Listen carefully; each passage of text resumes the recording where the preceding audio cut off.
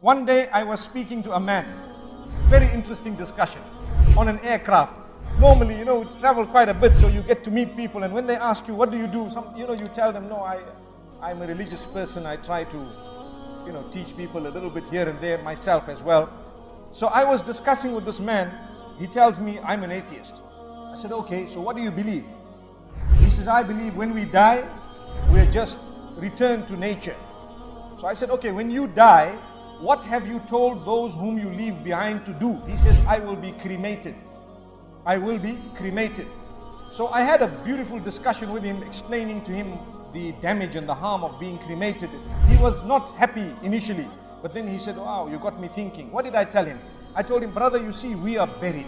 We are taught how to be buried from the time of Adam alayhi salatu wassalam. We believe that we were created from soil, and the evidence for that is when we are returned to the soil, we decompose completely into the soil, such that the remnants, there is almost nil or nothing. Have you thought of it? This man says, but I'm going to be cremated. I said, now when you cremate a person, what are you doing? You are applying tremendous heat and tremendous pressure to your body. We will not talk right now about whether you can feel it or not, but I will tell you that will not return to the soil. The reason is it becomes ash. Ash and soil are two different things completely. If you were to be decomposed without tremendous heat and pressure, you will decompose within the soil. The minute you apply heat and pressure, you become ash. That ash, what happens to it? It does not return to the soil. In fact, it remains separated. I said, but the point I'd like to ask you is, how do you know that you're not going to feel when people are burning you? He says, because medicine tells us that you don't feel anymore. I said, what if someone has felt it and they could not come back to tell you that we felt it? He says, I'll see when I go. I said, it will be too late. No answer. I'll see when I go. It's too late. Because people are saying, okay, you're going to burn me. And I start saying, but you want the punishment already whilst you're still leaving the world, not even got to the life after, the hereafter, so to speak, in the proper sense. And then he looks at me and he says, but you've got me thinking. And I told him something else. I said, okay, my brother, listen to me. Let's say, for example, what you are saying and what I am saying. Put it to the litmus test. If what you are saying is true, then when we die, we will just be decomposed and that's it, everything is over.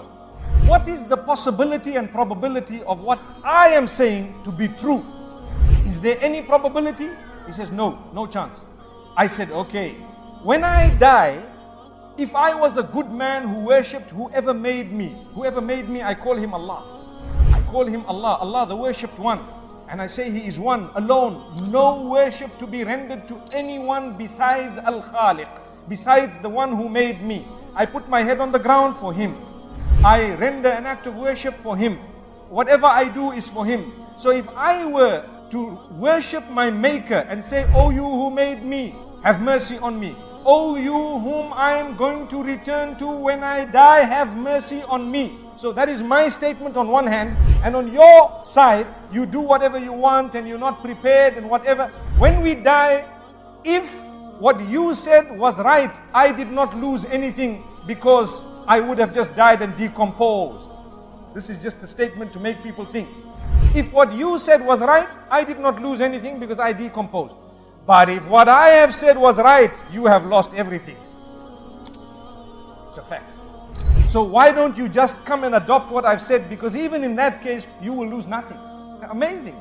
So follow some rules, follow some regulations, and continue to say, oh you whom I'm going to return to, have mercy upon me the day I return to you.